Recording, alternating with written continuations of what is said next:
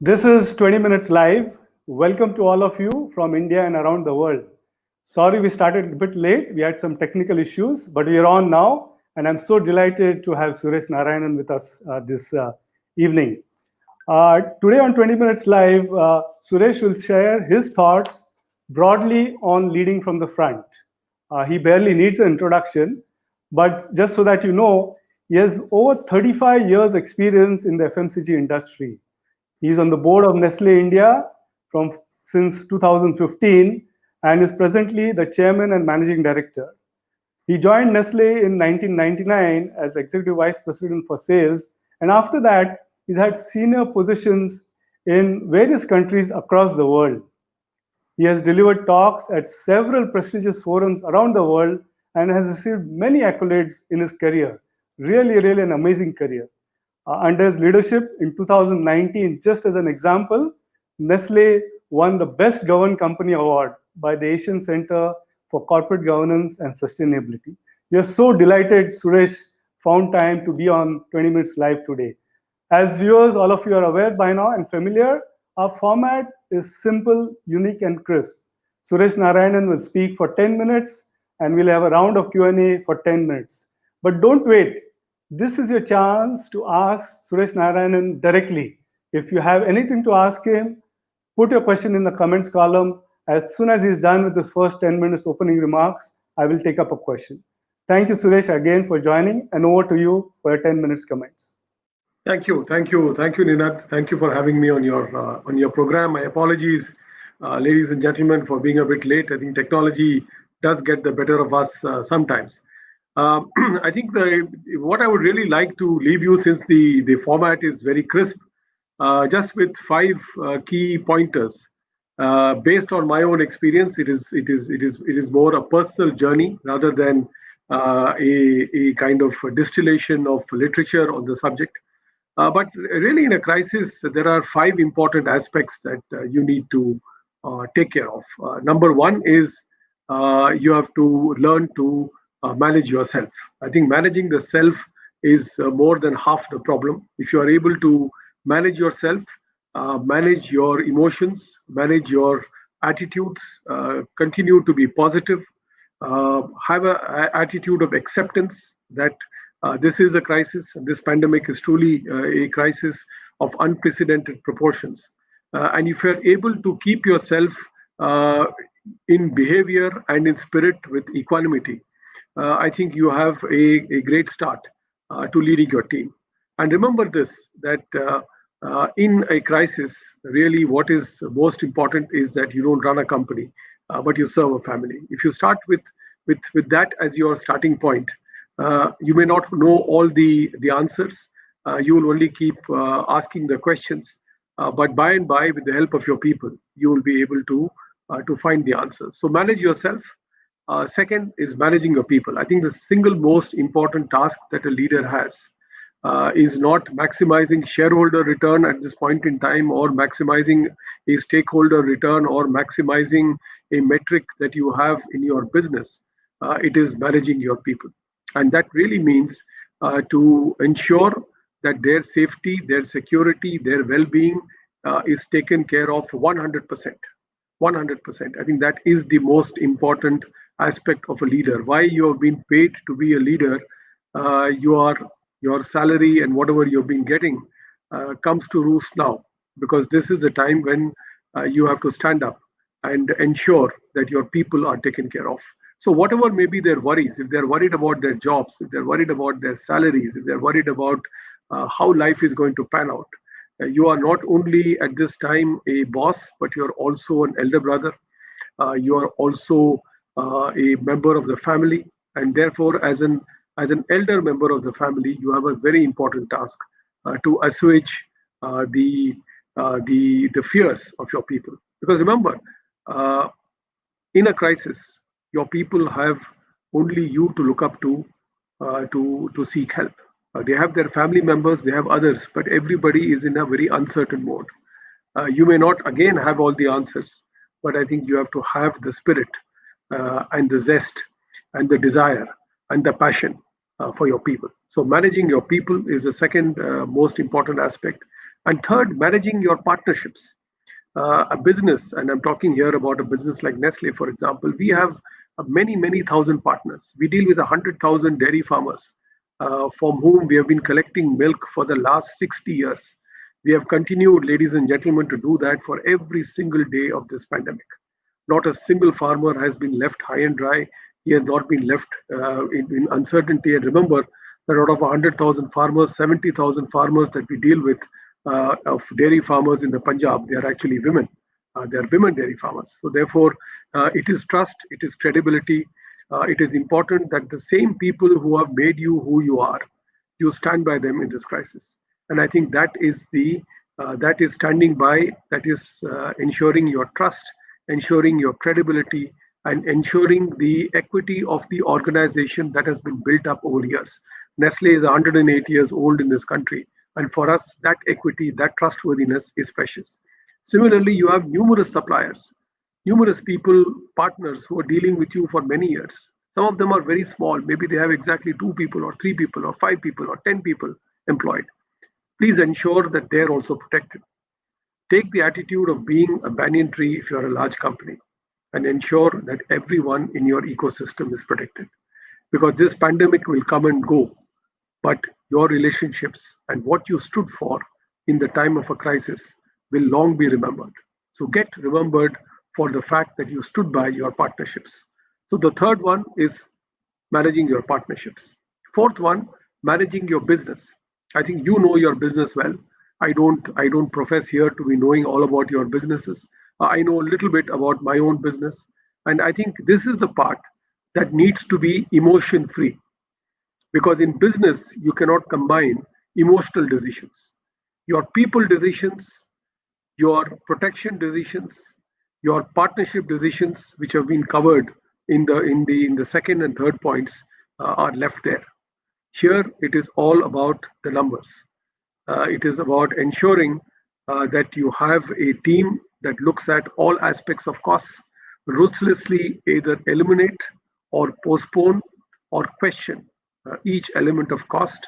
Look at your cash flows. I think you are all best judges of what your cash flows should be, because ultimately in this business, when you are facing a serious issue on your revenues, I am fortunately in an industry and in a sector where, while we have been impacted, our impact is far less than many of you who are in other industries, especially those of you who are in industries like hospitality, or some of you in the retail business, or indeed some of you in the travel business. I empathize with you, because these are very difficult times. You don't have a straight answer to finding the source of revenues. This is a time when you have to take the hard decisions on costs. But I would suggest to you, and it is just a suggestion, you might look at the non-people related costs for pruning and for chopping at this stage. If you can avoid and postpone the decisions that you might need to take on your people, I would urge you to do that. Because for all of us as Indians, our job is not just a remuneration, it is our self respect. And I think you, as leaders of your companies, leaders of your businesses, you have a responsibility to protect the self respect of every person who depends on you for a living. So take care of the business in the most hard-nosed manner, by looking at your costs, looking at your cash flows, looking at your inefficiencies, and look at this crisis as an opportunity. I can tell you from past experience of managing crisis that the crisis is the best opportunity to look at the inefficiencies and to look at the low value additions that you're making in a business. This is the time to prune.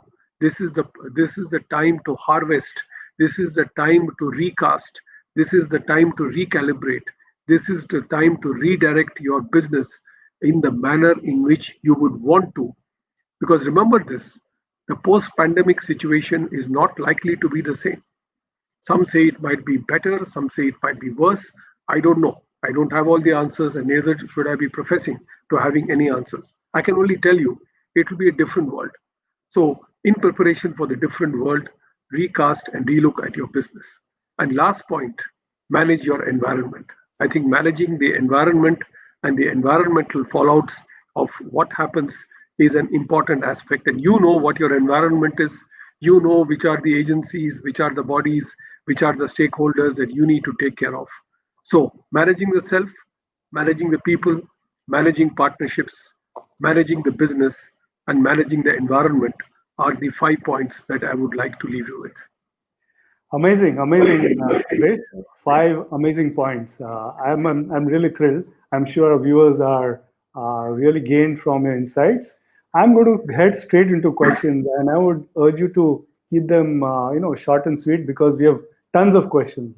Suresh, we do get a lot of young viewers, and I'm going to start with young viewers first. There are two questions from young viewers. First one is from a couple of startups. They're asking me, what is your advice to startups in this point of time? Whether early stage, late stage, whatever. Generically, what is a startup? Will the same five principles hold, or would you have something additional to tell startup founders? I think I'll just leave them with two suggestions. Number one is uh, answer two questions. Are you really confident about your business model and proposition? And number two, have you invested in the right people to pull you out of this difficult situation? If you can answer these two questions, then the rest of the questions you will find the answers for. Okay, great. There are a couple of MBA students who have asked a question, three, four of them. What advice would you give to graduating students of next year? Is there some special skill which COVID has taught all of us as managers, which they need to imbibe? Is there something new they need to learn? Look, I think this is a very difficult time. I empathize with every young graduate who's coming out of university today and entering the job market. This is a very difficult time. This is a time when I would really urge you to have three characteristics. Number one, have complete confidence and faith in yourself. I think that is extremely important. Number two is be tenacious. Take the jobs that come your way, the perfection you will achieve in your lives. And number three, keep a positive attitude at all points in time. These are difficult times, one understands it, but you have to keep yourself positive because if you don't, then I'm afraid you have only your life to feel miserable about, however, others might empathize with you. So there's a question, very specific question from Casper. He's saying that there's now a huge boom in e-commerce and m-commerce because of this crisis. How important do you think, and he's asking particularly in Nestle's context, is data analytics? Well, I think data is the new oil, as has been said. So I think it's very clear that use of data analytics, use of analytic systems, artificial intelligence, machine learning practices, these are all extremely important in the context of every organization, large or small. Especially for a large organization, which we tend to be having numerous kind of silos that get built up over a period of time, the power of analytics cannot be understated. So, if you really are looking at building careers in analytics and in the use of data to enable efficient decision systems, you probably are in the right track. So Ashish Kapoor is asking a simple question: what makes Maggie tick? How is it so popular? What is the what is your secret sauce? You have to tell them now. The I think Maggie's saga has been the enormous love that consumers have given it. I mean, the fact is that it's a much loved product, but there are a lot of loved products in this market. It is the absolute emotion, devotion, passion that people have shown for this brand, and especially I must say that when we went through the tough times, it was our consumers who stood by us. So I am when I am eternally grateful to them for having stood by the company, stood by the brand when we were being trashed, and I think that love and that connection is what makes the brand tick. So, just a follow-on question by some viewers, and I'm sure you've been asked this so many times. You're the man who successfully led Nestle out of the massive Maggie crisis. Uh, just some pointers, and more importantly, one question an HR person is asking is, was how difficult is it now to handle your people in the current crisis vis-a-vis it was when you handled only on the people part the Maggie crisis? People Look, I handling think it. firstly, Ninad, I want to communicate through you to the person who set me out to be a hero in this entire Maggie crisis. Look, I am only the pivotal point. I provide the glue in the organization, but the efforts and the achievement is of the thousands of people who work in this great company. So therefore, it is their achievement, and I am here to share the story with you and to share the insights with you. I think ultimately the one big lesson that we have learned is that culture matters. It is not capexes that matter; it is culture that matters. So therefore, we have built a culture. It is a family culture. It is a respectful culture. It is an ethical, honest culture. It is a very middle class culture. We are all very middle class people, leading middle class lives with very middle class aspirations. So I think it has made my task so much easier. And I must say that having been through that Maggie crisis, which was in a sense a galvanizing moment, this crisis, we using the same principles of culture that we have used in the past. And I must say that my people are doing magic, are really doing magic. I mean, every day, the kind of achievements that they're doing, I'm really, I'm stunned. I'm inspired by what they do. So Tirath Nakoikar is from Goa. He's an entrepreneur, an MSME entrepreneur, a very enthusiastic person. He's saying, has COVID-19, surfaced the importance of EQ compared to IQ? Has EQ now gaining prominence compared to IQ? Look, I In think I think in every stage, Ninad, for a leader or for anybody who heads a team, EQ and IQ have been important. I think the importance of culture, the importance of values, the importance of purpose, the importance of ethics have always been there. Always been there. The only tragedy is that if you are trying to invest in it now during the crisis, I'm afraid it's a bit late. right. अब पछताए होत क्या जब चिड़िया चुग गई खेत. So now turning around and trying to say I will create the enabling culture. If I have not believed in values, if respect and dignity is not important to me ever, it will not suddenly become important to me. So I think for leaders, EQ and IQ has always been important. Those who have practiced it are reaping the fruits of it. Sandeep Gupta is asking you, it's a little personal question and you may have want to respond it. Do you ever get worried or scared about your decision? Because your impact is on a large family, Nestle family, ecosystem, partners, people livelihood. Your decision could impact massive number of people. Do you ever get worried, scared? Do you ever lose sleep at night at some decision? Look, no, you see, because one of the things that I do is that I believe in is that I work to my conscience, I work to my values, I work to my principles, and within these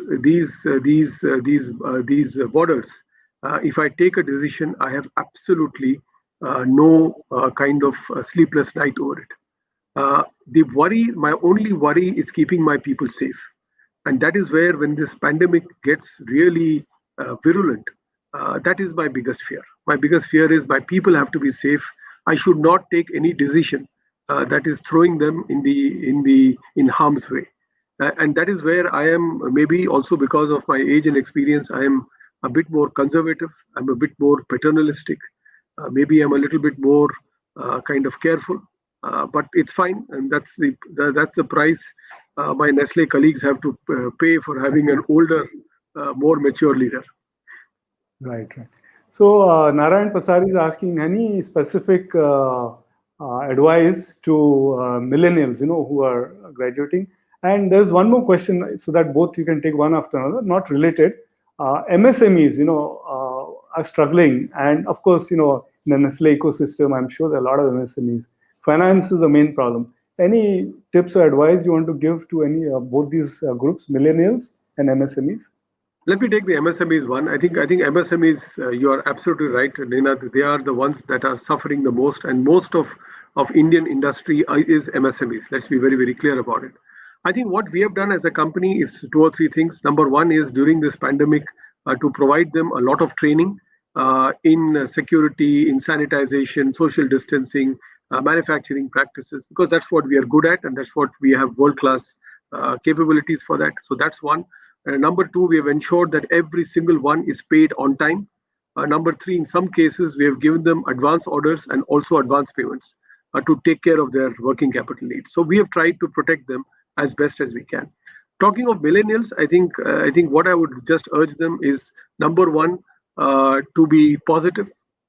Number one, number two, to look at life in perspective, and number three, to never lose confidence and never indulge in self doubt or self pity. Don't allow this to come into you into your lives. The minute you start pitying yourself, the minute you start doubting yourself, that is the beginning of the end. You have a unique set of skills as a human being, and you capitalize on it, and you will get the opportunity for it. Fair enough. I'm going to ask just last two questions. So, viewers, if you have any question, this is your last chance to ask Suresh Narayanan. I'm going to take one question and then maybe take another. So, Suresh, there are a lot of changes which have happened. Work from home. Now, we are both speaking like this on home. People are adopted, embraced m-commerce, e-commerce. Post-COVID, what do you think will happen?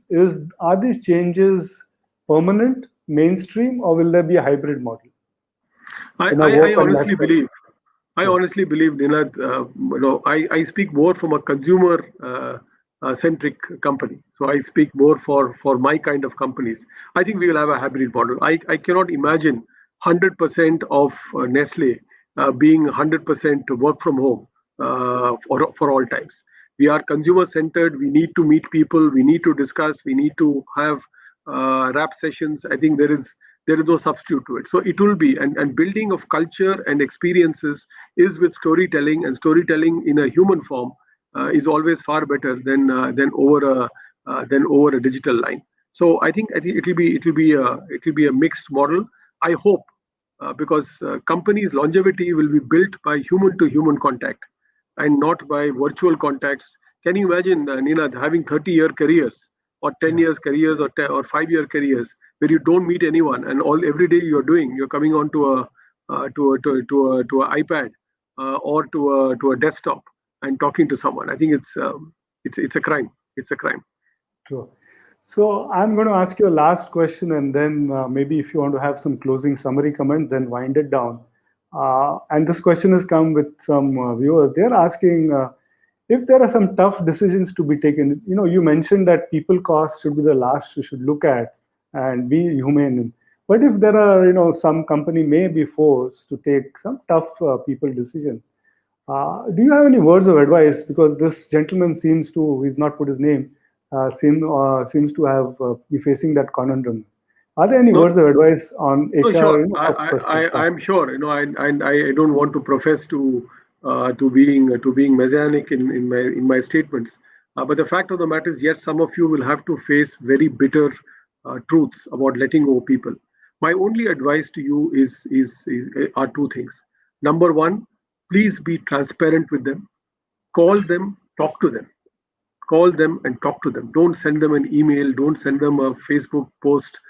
Don't treat them. Human beings want to be treated with dignity and respect. So number one, transparently communicate to people your decision. And number two, if you are giving a severance package, please keep it as per the law, and please be dignified and respectful to the people. People will get over this one day.